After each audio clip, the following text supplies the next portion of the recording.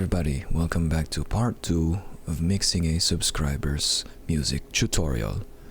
Alright, today we're gonna take a look at the buses, and if we have enough time, we might be able to look at individual tracks. But we'll see where this takes us, alright? So then, what we're gonna discuss today is, we're gonna discuss the master bus, vocal bus, drum bus, bass bus, guitar bus, and even this reverb bus that I've set up, for other tracks to route towards. All right, like this video if you like if you liked it, and heck, you can press the dislike button if you disliked it. And if you find this channel or this video interesting, hit that subscribe button to see more of this when it gets uploaded, and hit that bell notifications if you want to be notified of when the next video has been uploaded. All right, and if you can also help me share this channel to those who will benefit from it, that would be highly appreciated. All right, let me know if you have shared it. Let me know in the comments down below if you have shared it. All right, let's get started. Right, for the master bus. All right, as you have seen before, just for a recap, you've seen this VU meter here, so I'm not gonna tell you about it anymore. Instead, we're gonna go to our first distortion. All right, first distortion. As you may have noticed, my pattern for mixing is I pull up this distortion right here, and I set the mix level to 12%. All right, just to give it a little bit of saturation. Whatever music I'm mixing, I would give this a little bit of the saturation, and I would give it some just 12% mix, whether I'm mixing bluegrass, rock, or jazz, or hip hop, or ballad, or folk, whatever it is. I put this here just to saturate it for a little bit. Moving on, our first high pass filter for our EQ is set at 32 hertz, and with the at least for this EQ, with the highest decibels per octave, highest Q factor, which is at 24. All right, what this is for is to clean up that sub, to kind of attenuate it a little bit. As you can see, it has a 3 decibels of gain reduction, or it could be 4, I don't know, I'm not really sure. 3 or 4, there you have it. Take it for what it really is. All right, moving on. Do we have no? All right, just making sure that I'm not gonna miss anything this time, because in the past videos I have missed some of them. I apologize for that, and if you've noticed them, put them on the comments down below, and I'll give you an answer for that. All right, moving on. In our high shelf, our first high shelf is at 2748 hertz, and the Q factor is at 0.9, and also the gain is at 2 decibels. All right, what you may ask, Mike, why is it that it's in 0.9? The Q factor is at 0.9.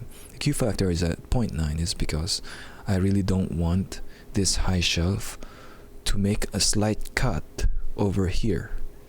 All right, over in this area of 1K, I don't want it to make a slight cut. Let me show it to you. The tighter the Q, all right, it's not just boosting this, it's going to cut what's next to it. That's what it does. So that's why I put it at 0.9. All right, I didn't want to cut some of that 1K or 1500, whatever area is this. I didn't want to cut it. It's unnecessary.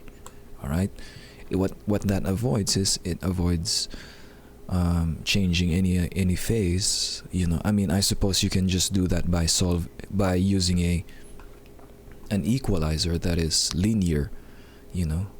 That's a linear, is it linear band? It doesn't change the phase at all, something like that. And also, the reason for this boost right here is to make it a little more brighter, from this frequency, which is at 2700, all the way up. I wanted the the mix to be overall a little bit brighter back in the time when I was after I've done the rough mix. All right, that's what this boost is there for. All right, it's actually very broad, you know. I wanted it to be bright all throughout this, you know, area. All right, moving on. All right, our first compressor is set to, what is this, 5.4 decibels on the threshold, makeup gain of 1, and our attack is set to 30 ms, and our release is at 100 ms. Ratio is at 10:1, and you can leave this on or off the analog, it's up to you. But the reason for this compressor is so that we can have a little bit more punchy transients, you know, hence the 30 ms attack time and that 1 ms release time, you know. But at the same time, our music will still be glued together, you know, because hence the gain reduction and the makeup gain. All right, the gain reduction at most, as far as I can remember, is set to, yeah, in fact I can confirm that I have set this to do only 2 decibels of gain reduction, and the makeup gain for this is at 1 decibel, you know.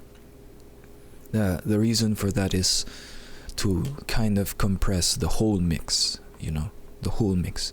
I also made it subtle by only doing 2 decibels of gain reduction, and by only having a makeup gain of 1 decibel, is because, you know, I really don't want to squash the entire mix, like squash it too much, you know. I didn't want it to lose dynamics and life, so that's why I gave it just a little bit, you know, because it's gonna affect the entire mix.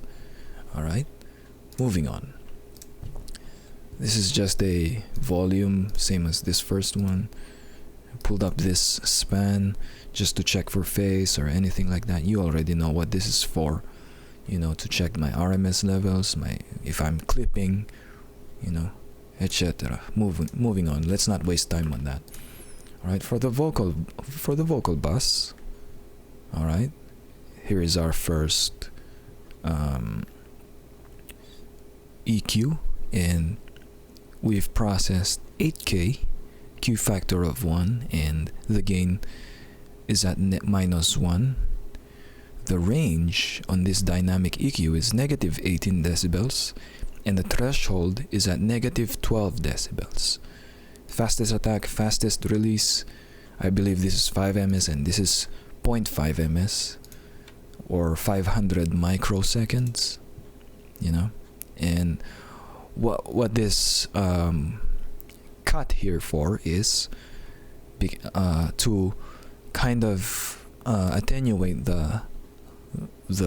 this area right here, 8K and up, to attenuate it a little bit, just a little bit, you know, very subtle. And that's what this -1 gain is for. And then for this area, for this compression, as I want to consider it, let me put this in the middle. For this compression is what that is there for, is so that you can attenuate those sibilants on the entire vocal bus. You know, sibilants from the main vocals, sibilants from the background vocals, sibilants from every single vocal. All right, I believe that's all I have done. All right, let me make sure. I just don't want to miss anything. All right, good. Moving on. And our compressor, which is only doing 2 decibels of gain reduction, and the makeup gain is at 2 decibels. All right, threshold of -8.7, and ratio, highest ratio, which in this case is 20:1. Fastest attack, 100 ms release. All right, this is for us to be able to glue the entire vocal bus. All right, that's the purpose of it. And then I also grabbed this CLA76 from Waves. This is a plugin from Waves. And what I did is I turned off the compressor. Alright? I turned off the compressor. I just wanted the sound a little bit, or the circuitry, or virtual circuitry in this case, because it's a digital plugin. Alright? And it's not an analog plugin. Alright? It's just to kind of, I guess you can say saturate it, or add a little bit more tone and warmth to it. I'm not really sure what it does. If you know what it does, I just want the sound of this, this plugin on the vocal bus, As you may have all known that this is the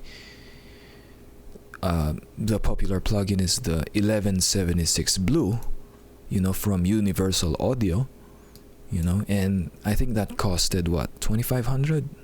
I'm not really sure, but at least that's what this plugin is emulating, right? And then before I forget, my volume setting is at -0.5.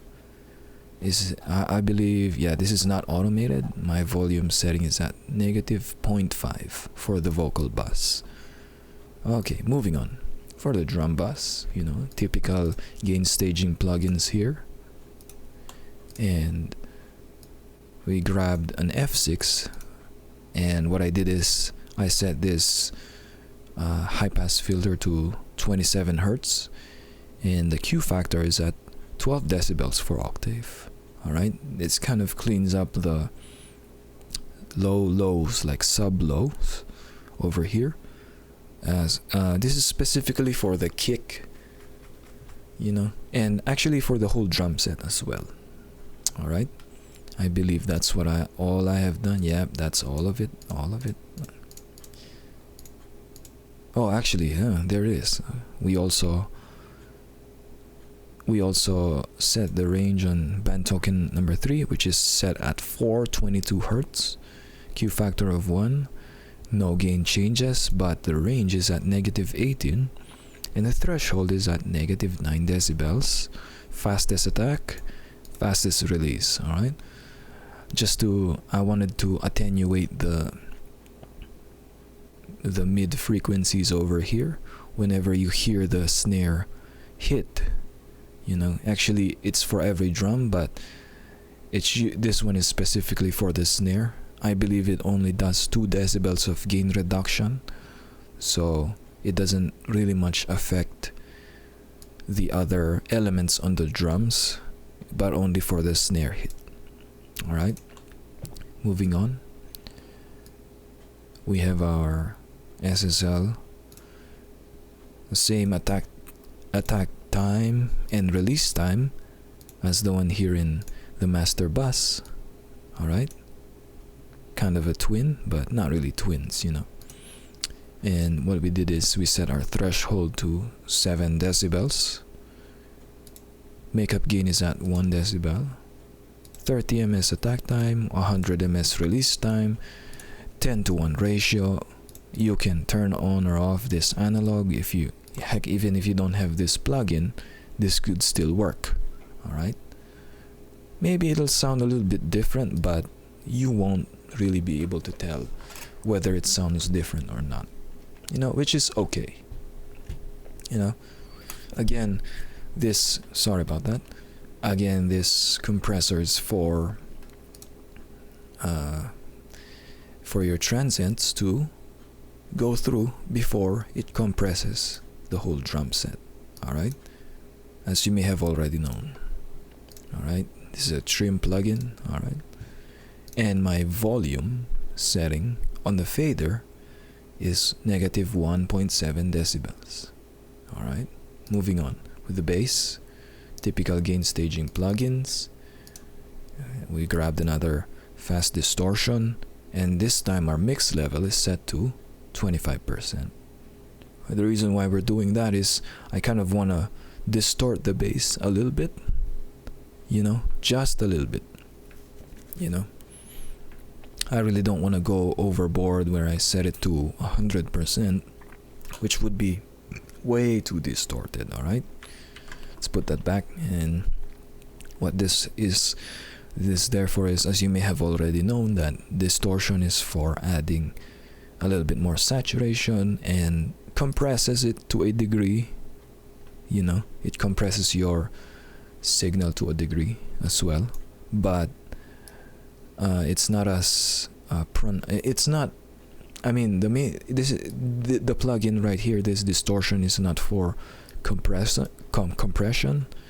It's mainly for distortion or saturation, whatever you want to call it, or whatever this thing is gonna do. It's to distort mainly. But if you distort it, you will get some degree of compression,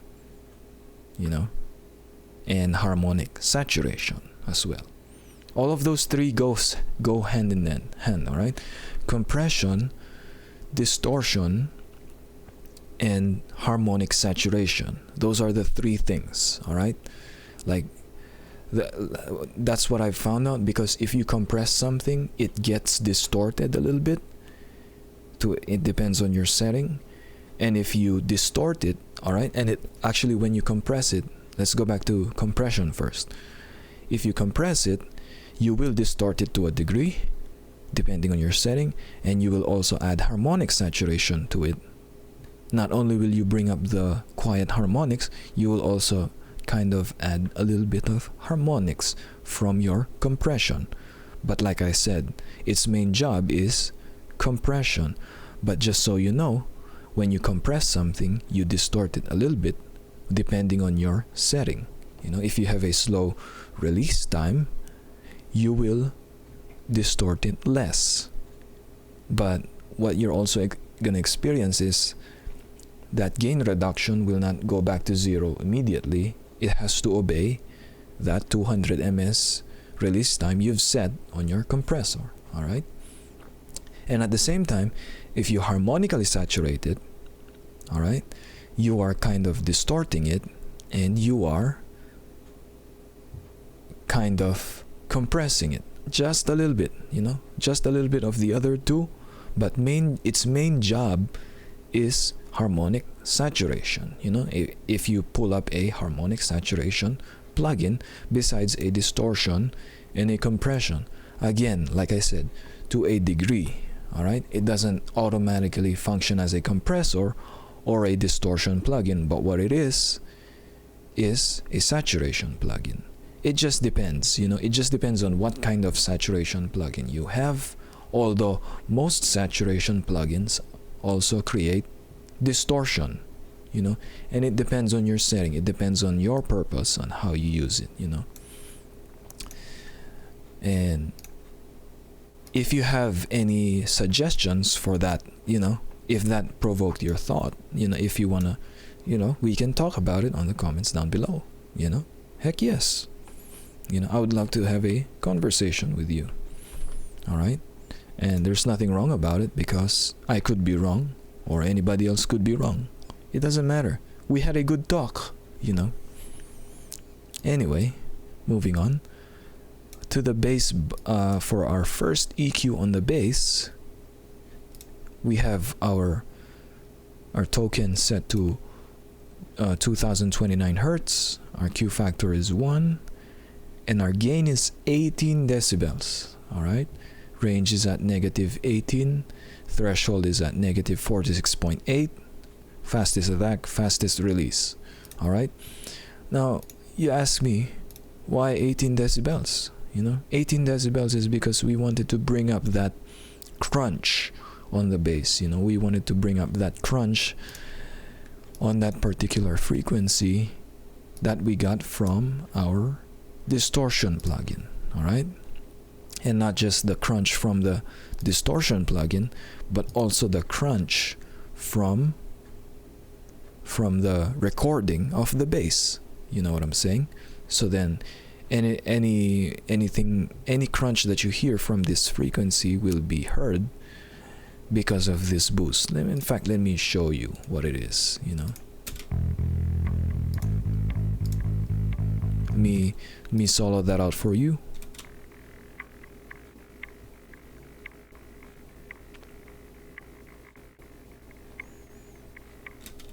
Now I don't know if you heard that from your set of speakers, but what I'm hearing from mine is we have boosted the crunch and the distortion, you know, from this token. All right, the reason why I wanted to attenuate it like this with this setting over here at the, if you'll take a look at the compression side of things, is because I wanted to be a little more consistent with the boost that we have done, so that you will hear the crunch at almost the same levels. You know, the distortion, you'll hear it at almost all at the same levels. It depends on what note the bass guitar is playing and how loudly he was playing at that moment. But this is why we have this compressor right here, okay, is to kind of make it a little more consistent. All right, some people will duplicate these tracks and have it, actually some people will, sorry about that, duplicate the bass track, one of the bass tracks, and they will grab an EQ like this and then set a high pass filter on it so that it will only play, actually even this as well, so that actually no, you can turn it off, you know, it will only play those that are above 1K, or you know, wherever you set this frequency right here, and then they will compress that. You know, you can also do that. You know, if you don't have a dynamic EQ like this, you can just grab an EQ, your old regular EQ, and then grab a compressor, all right, just like this, just like I'm showing you, and then you compress that. You know, what you're doing is you're compressing frequencies that are allowed by this EQ right here. All right, you can also do that if you want it to be more consistent. But for me, since I have a dynamic EQ, to a degree, I'm able to do that. All right, so let's move on. For the compressor side of things, we have this set at 4 decibels, and our threshold is set at negative 16.9 decibels. 20:1 ratio, fastest attack, 100 ms release.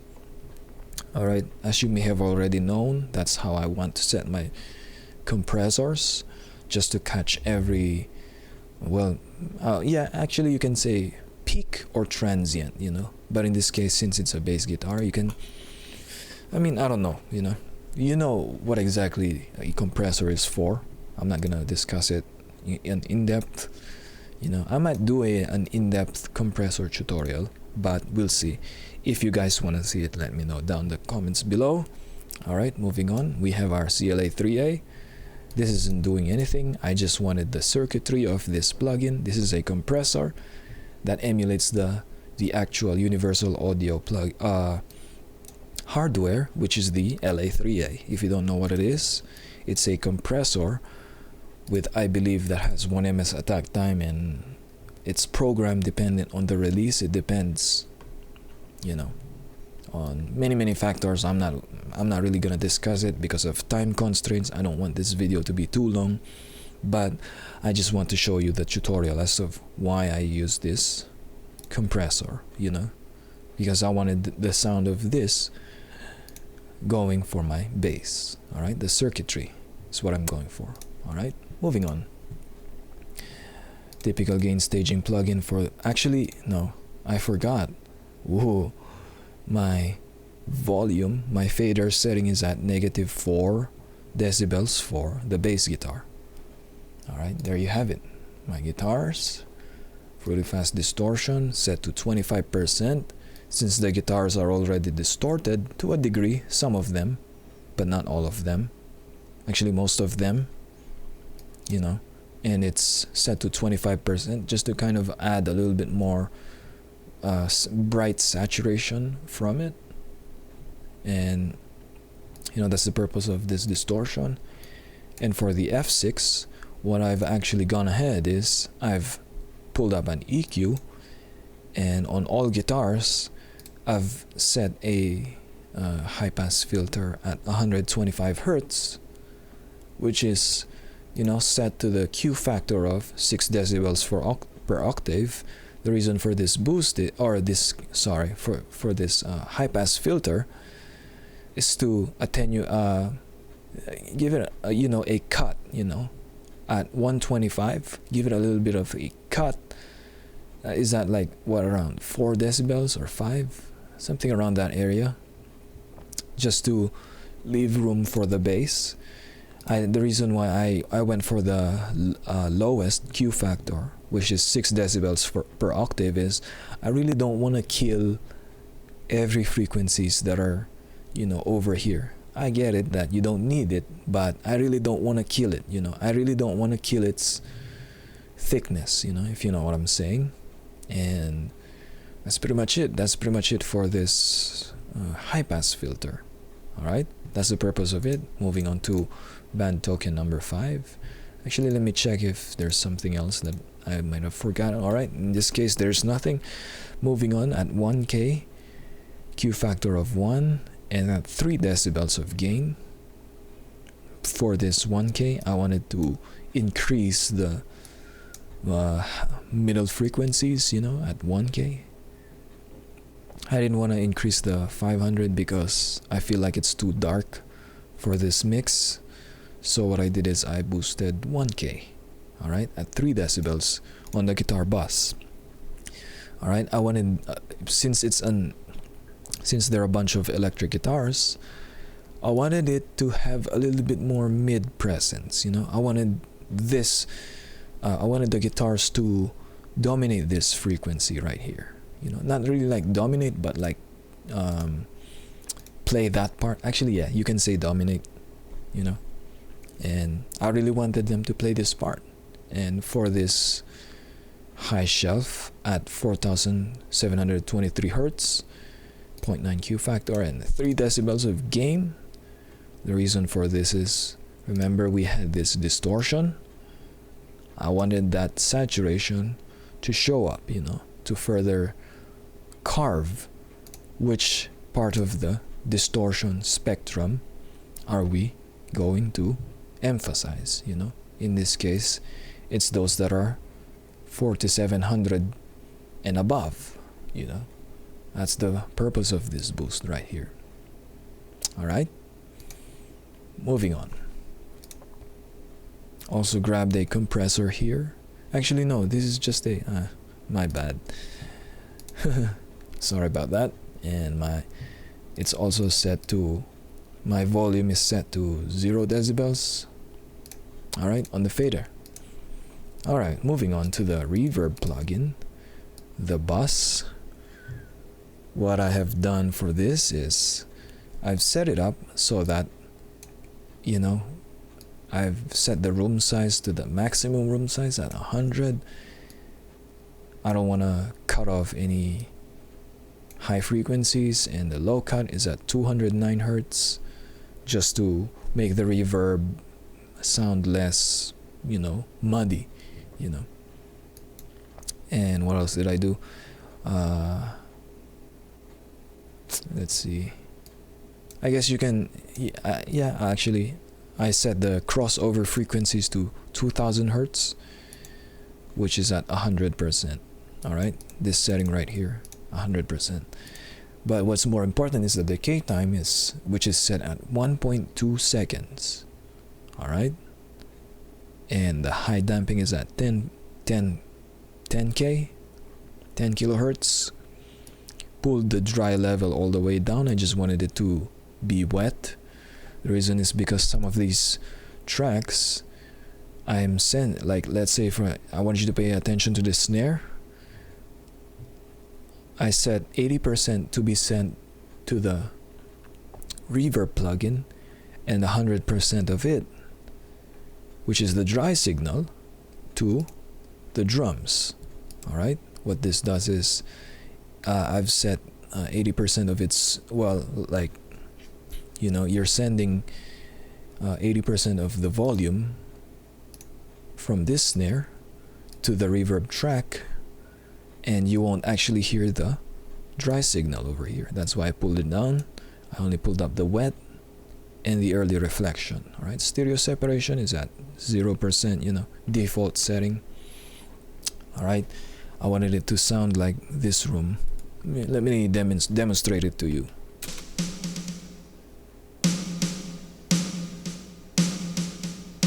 Turn it off.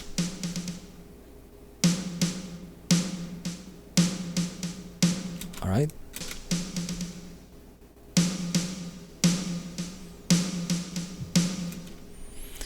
That's what it is, you know. So then there you have it. That's for the reverb plugin. That's what it's doing. And it's, I don't know exactly what room it's simulating, but that's what it is. All right. My fader is all the way up. Oh, not all the way up, but like set to 0 decibels. All right. And that's pretty much it for the buses. I don't know how long this video is, but I have a feeling it's around that 20-minute mark. I hope you have learned from this video, and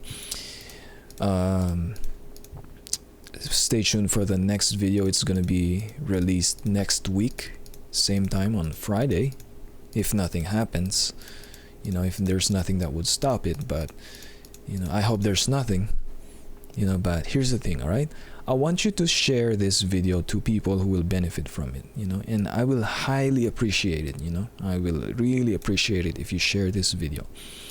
All right, I want this to be my full-time career, and I want to be able to show you guys how to mix your own music and how to mix other people's music, you know, basically on this channel. All right, I want to show you tricks that I have learned, you know, from the experience that I had mixing, you know. I want to show you automations. I want to show you, you know, things that I've done for this art, basically, for this art form, and the things that you might want to learn if you don't know already, you know, the things that I'm teaching here, you know, which is actually great, you know. And that's all, you know. Thank you for watching, you know. Again, thank you, I appreciate it. In fact, for you, for the subscriber, I think your name is Brad, am I right? Is that correct? If it's not, correct me if I'm wrong, you know. And if there's something else you guys have a question with in terms of this video, or heck, in any other questions, maybe it's not related to this video right here, you can shoot a comment down below, you know. Or yeah, that's pretty much it. I'll do my best to answer those comments, and I'll do my best to give you at least a coherent answer, you know, to my best ability. All right, thank you very much, guys. I love you all. I hope that if you are trying to build your music career, I hope that it takes off. I hope that you become successful in whatever you do,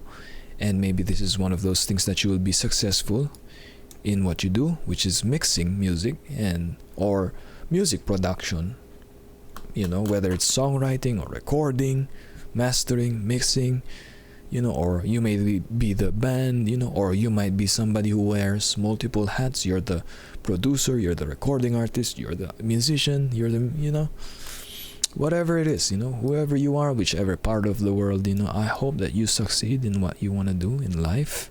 Or maybe this is just your hobby. I really don't know, you know. If you want to talk about it, it's in the comments down below, and that's pretty much it, you know. And stay tuned. Like I said, dude, stay tuned for the next video. It's gonna be next week, hopefully, and I'll see you around.